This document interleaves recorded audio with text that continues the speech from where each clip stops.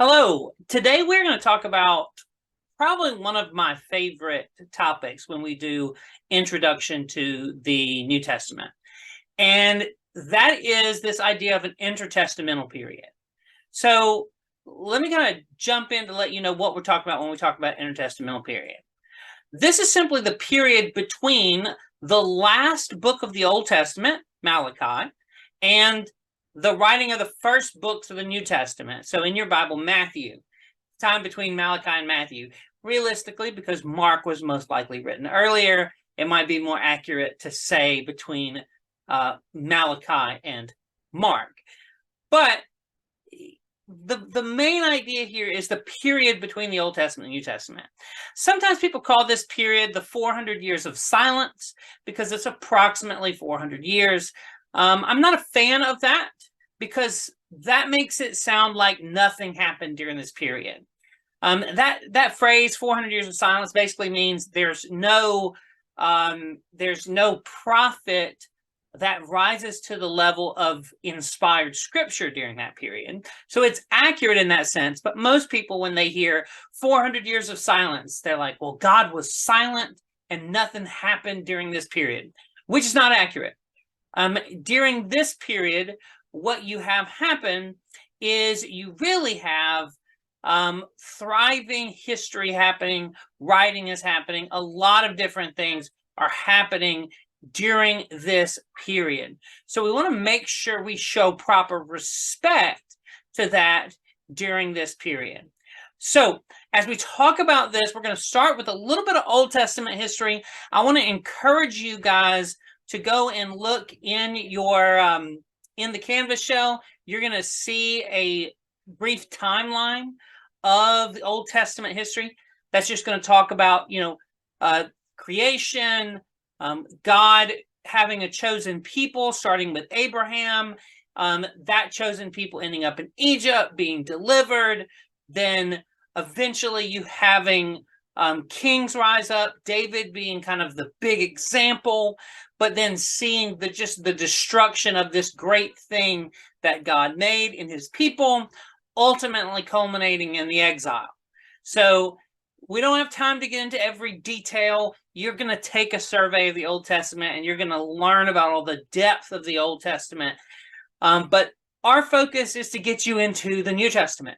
So we're going to deal a little bit of the last part of that Old Testament history, go into the intertestamental period, and then bring you to the period right when Jesus is coming on the scene. So let's jump in. As we look at this, we got to talk about the period of exile. So the Babylonian period, or the period of exile. Now, I'm not going to hit every single slide. I'm going to probably jump some slides. I'm going to run very fast through the slides. So for the sake of testing, you're going to want to look at these slides for yourself. But I am going to give you the gist of everything. So first things first, Nebuchadnezzar is going to conquer Judea. Ultimately, that conquering is going to culminate in Nebuchadnezzar destroying Jerusalem in 586 BC. And he's going to lead many of the Jews into exile during this period. So essentially what's going to happen, Nebuchadnezzar, the king of Babylon, conquers Judea. He puts a client king in charge.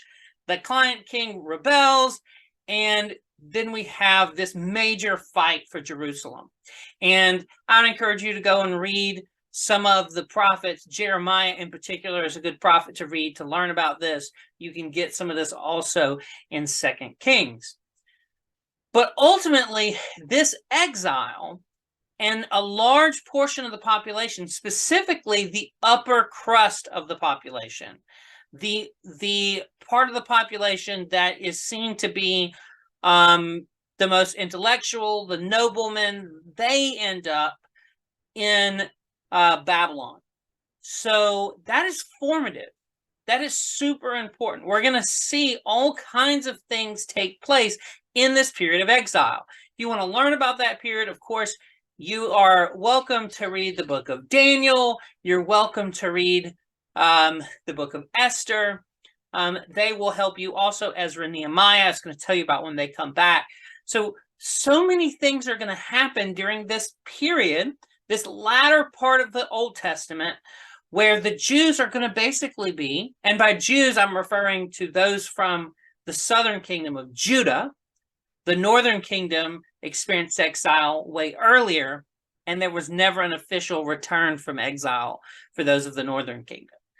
And they experienced exile under Assyria. But the southern kingdom, you have this really formative period where they are exiled and stay exiled for around 70-ish years. And we're going to see some developments happening during this period. So what's going to end up happening is you have this this period of time where now the people are not at the temple. There is no temple. The temple has been destroyed. So what do we do? How do we as people observe our faith as people who are followers of the one true God? How do we do that? So we see things start to pop up. This is going to be something where maybe you start to see the synagogue, which just means gathering, where you start to see people gather together and start focus on the law. Eventually, everywhere outside of Jerusalem that you see, where there's enough Jews living, you're going to start to see these synagogues form. So it's really important when you start to see this period of exile, and a religion that used to be focused around the temple is now not possible. You see synagogues rising. So next thing you're going to see is a focus upon the law and the Sabbath. So the whole reason that the people get exiled, the whole reason in their minds that they got exiled, and according to the scriptures, that they got exiled is because they stopped worshiping God the way they should. They gave in to idolatry. They did not follow God's laws. And also they did not follow God's Sabbath, right? So all of a sudden, what you start to see is this importance as they come back from exile, this importance of teaching, hey, we're coming back. God's allowed us to come back from exile, but we need to not make these mistakes again, right? Now, that's going to be really exaggerated by the time we get to Jesus, but understand, it's going to start from a good place. We were exiled because we didn't obey God's laws. We did not keep the days that were supposed to be holy, and we were punished as a result.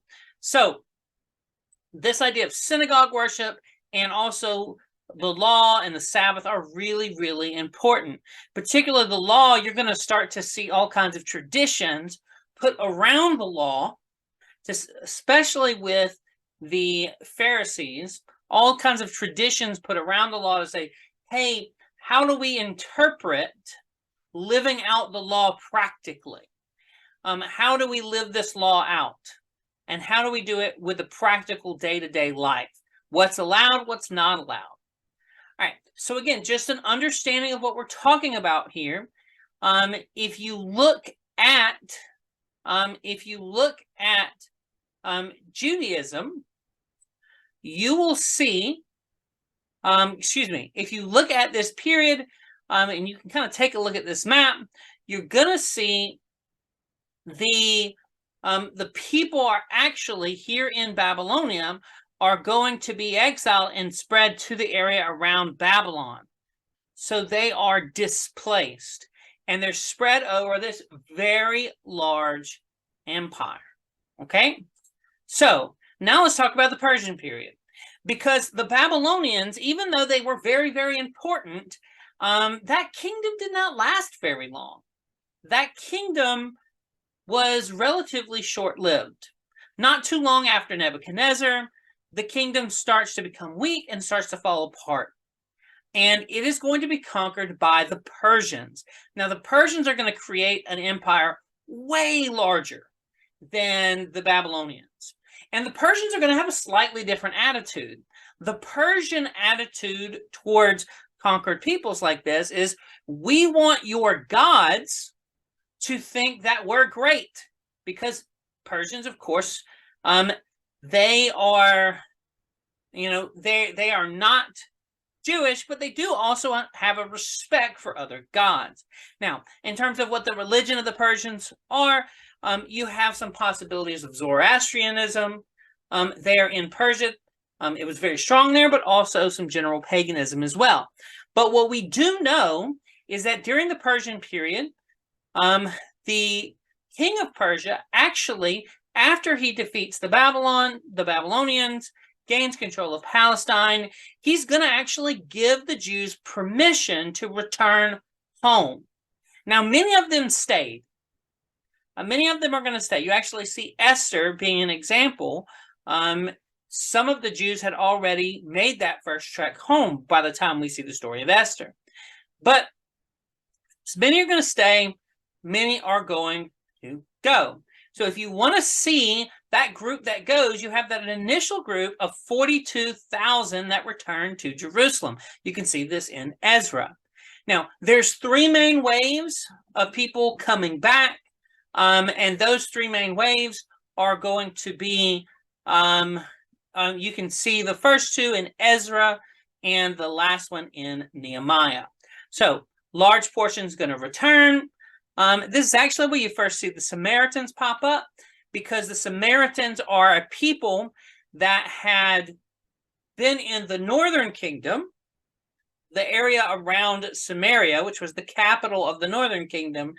And what's going to happen is you're going to have an intermarrying and an interbreeding, and also a mixing of religion between Gentiles and what's left of the northern kingdom Israelites. So you're going to start to see the tension right there, because those people are going to want to participate in the southern kingdom's rebuilding of the temple, and the answer is going to be no. So that's where you're going to start to see tension there. All right, so moving on again, we're going to go through these a little bit fast. I might not talk about every single detail, but what you see initially happening in these journeys is you're going to see experts of the law, such as Ezra. These scribes are going to start to write down the law, because we want to make sure that the law of Moses, the law of God, and all the prophets are preserved. So you're going to start to see this scribal tradition develop during this period, and that's going to be preserved. Also during this period, we have the temple being rebuilt. That's why sometimes you call, instead of the intertestamental period, sometimes this period prior to Jesus is called the Second Temple, because you're going to have the temple rebuilt. Another thing that's going to happen here is the walls of Jerusalem will be rebuilt. That's going to happen underneath Nehemiah. So now, after that happens, after you have this period of the Jews are returning under the Persians, you have this development of scribal system. You have the rebuilding of the temple. You have all of these important developments, Jerusalem being rebuilt. Now we get to the period of the Greeks. Now the Greek period is going to be really important because of a guy named Alexander the Great. If you know much about Greek history, or really history in general, you've at least heard of Alexander the Great. So what's important about Alexander the Great is he's a Macedonian, which is a Greek city kind of in the northern part of what we think of as the Greeks. And